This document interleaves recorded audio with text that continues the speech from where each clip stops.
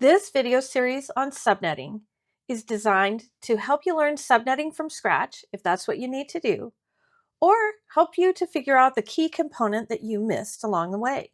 Take a look at these questions. By the end of this video, you'll be able to answer all three of these CCNA questions step by step, without guessing and without tricks that only work for one or two problems.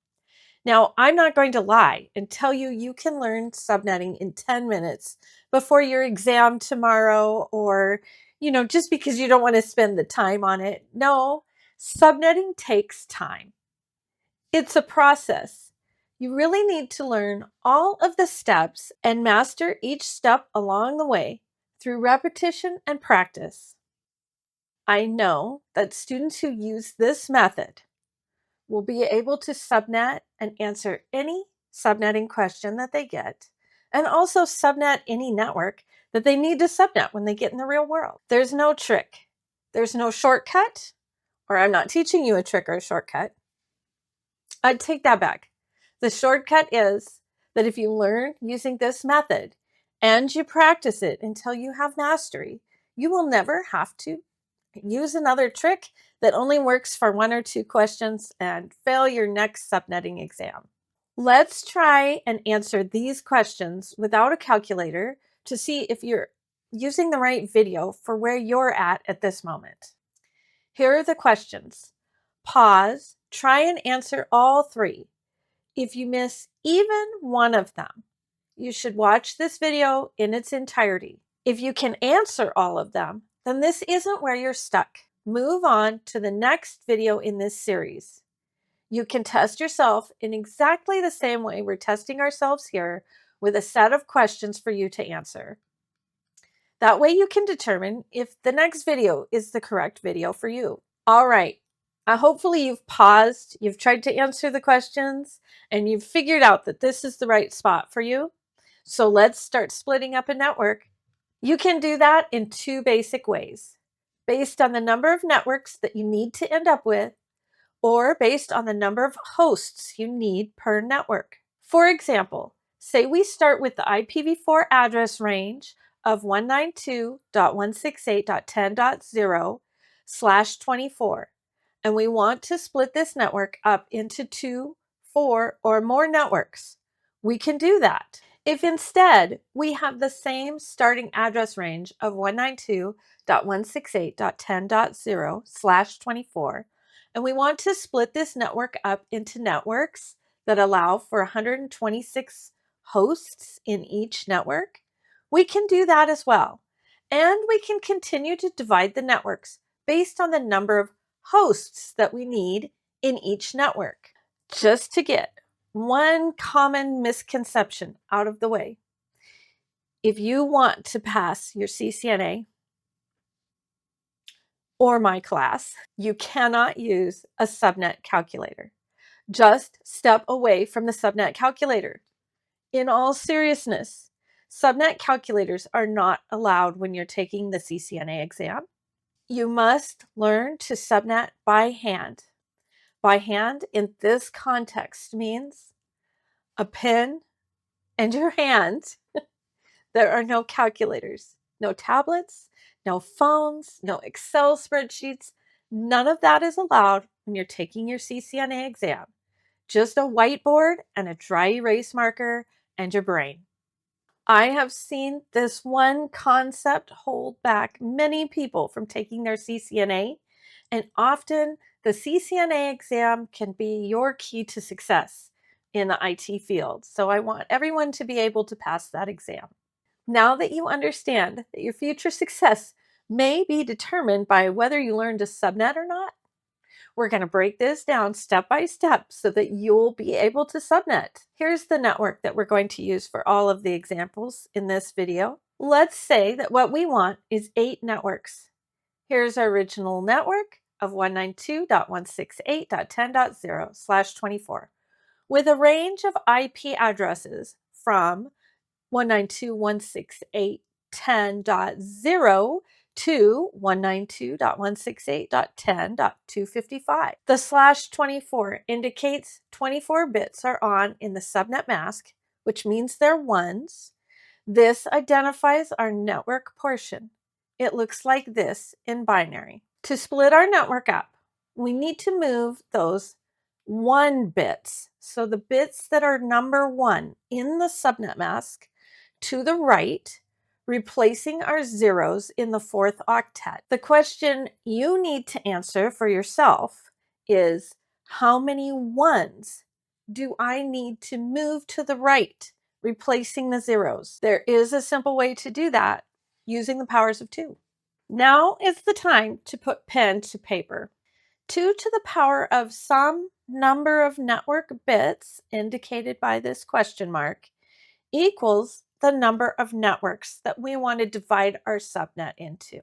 We said 8, so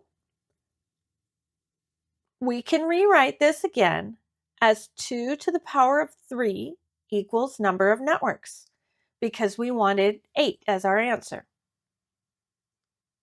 3 is the number that we're looking for. So this spot where there was the question mark before, this number that replaced the question mark, the 3, that's the number that we're looking for.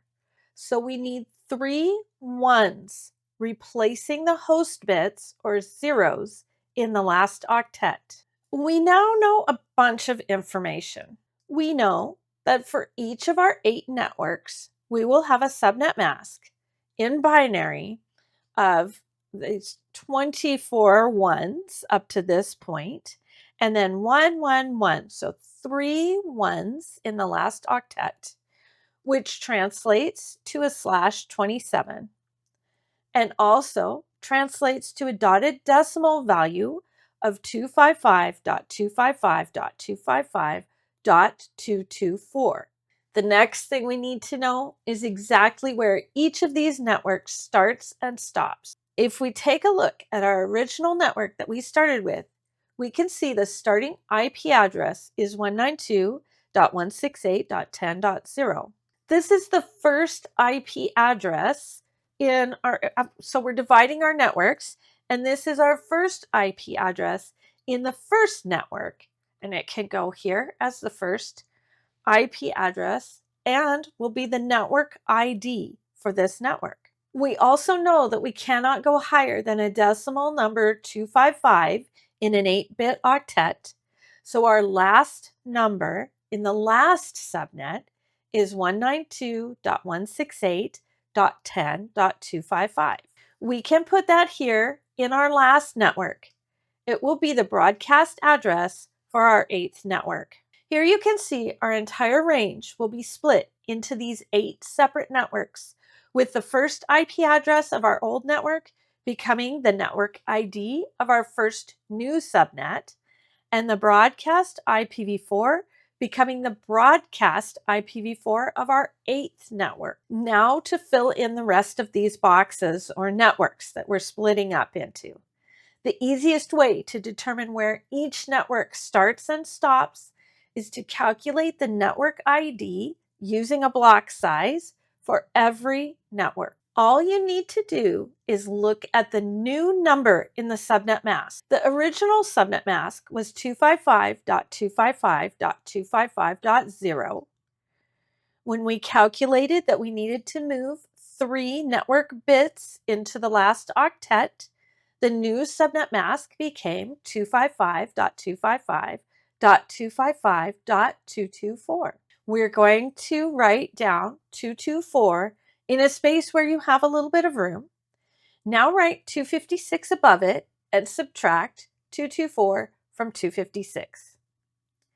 This gives you the block size for each of these 8 networks. Our block size is 32. Can you remember, how did we get this block size? We took this number in the subnet mask that we had changed. This is called our interesting octet in the subnet mask. The part of the octet that we changed is now interesting to us, and so it's the interesting octet. And we subtracted our number in the subnet mask, that was the interesting octet number. We subtracted that from 256. 256 is called the magic number. Yes, that's what it's called. It's a very technical term. It's magic because it gives you the block size, so it's called the magic number. Okay, so we have our block size of 32. Now, all we need to do is add the number 32 to the IPv4 addresses interesting octet. So up here, where our IPv4 address is 192.168.10.0, our interesting octet is the fourth octet where we changed our subnet mask, and we're going to add 32 to that interesting octet. That gives us our next network ID. So our next network ID is 192.168.10.32. Now, again, we just add the same block size of 32. We don't need to change it. So we're adding the block size of 32 to the network ID that we just calculated. 32 plus 32 is 64. Our next network ID is 192.168.10.64. Moving forward, take this block size of 32 and add it to 64 here in our interesting octet. Now the next network ID is going to be, have you got it already? It's going to be 96, and so on.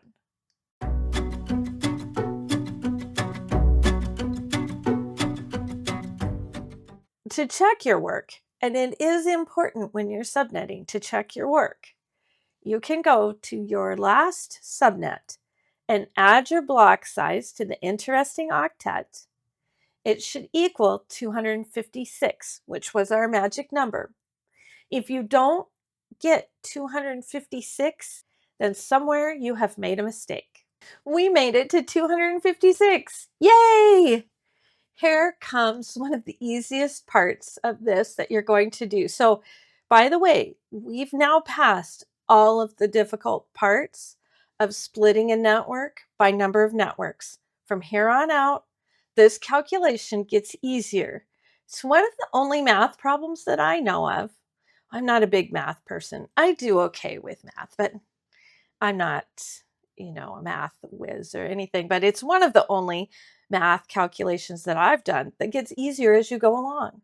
We just need to add and subtract by 1 to fill out the rest of our networks. And then you'll end up with your full network layout. To get our end IP address for the first network, we look at the next network ID. It ends in .32. 32 minus 1 equals 31. 192.168.10.31. So our last IP address in this network is 192.168.10.31. Let's do the next network. Here in this second network, we will look to the third network ID and subtract 1. The third network ID ends in .64. 64 minus 1 equals 63. Our broadcast IP address for the second network is .63, or written all the way out is 192.168.10.63. I'll do this one more time. I'm looking here at the third network. Do you know the answer already? We'll look over here and we're going to subtract 1 from 96. So our broadcast address will be 192.168.10.95. All right, I'll just fill the rest of these out here and do a little time lapse so you'll get the full picture.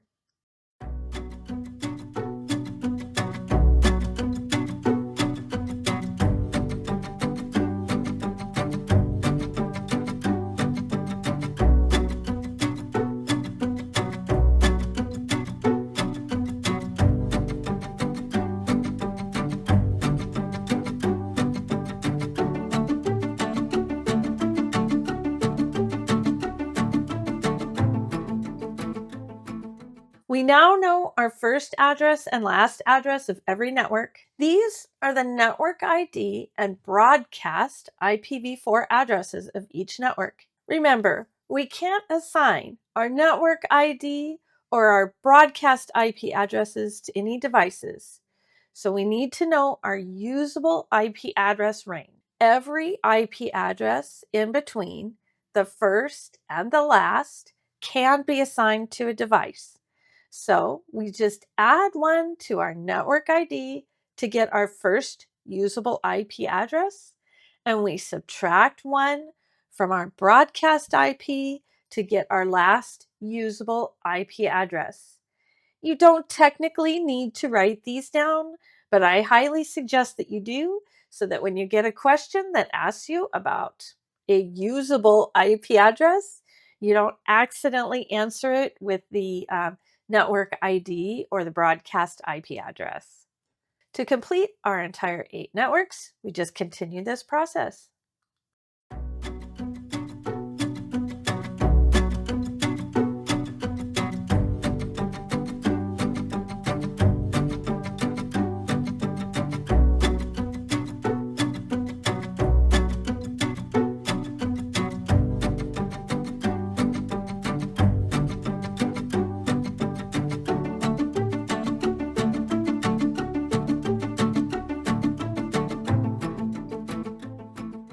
All right, as promised, let's take a look at these Cisco style questions again. For the first one here, which is foundational, which means it's one of the easiest questions you could get, when the network 192.168.10.0 is divided into 8 equal subnets, what is the block size in the 4th octet?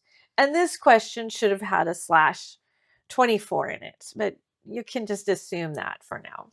Well, we already have this information. We calculated block size with our magic number. The answer is 32. If this was the question you needed to answer, you could have stopped at that point and answered the question. Okay, question number 2 is a little bit more difficult. Given the subnetted network 192.168.10.0/27, what are the network ID and broadcast address of the 3rd subnet? All right, we laid out our networks. Here they are. We can look at our 3rd subnet and we know the answer right away because we know our network ID and broadcast IP address. Which of the following IP addresses can be assigned to a device in the subnet 192.168.10.32/27? So again, you just look here at the network ID that we've laid out, and we can eliminate all of the ones that don't fall into this usable range here. So not A, B, or D. And so C would be our only reasonable answer. All right, now that you understand how subnetting works and can answer a few of the most basic questions, the next step is learning how to subnet based on number of hosts. I'll walk you through that step by step in the next video. I hope you learned something today. You look like you learned something today, and that makes me very happy. I hope to see you in the next video. Bye-bye.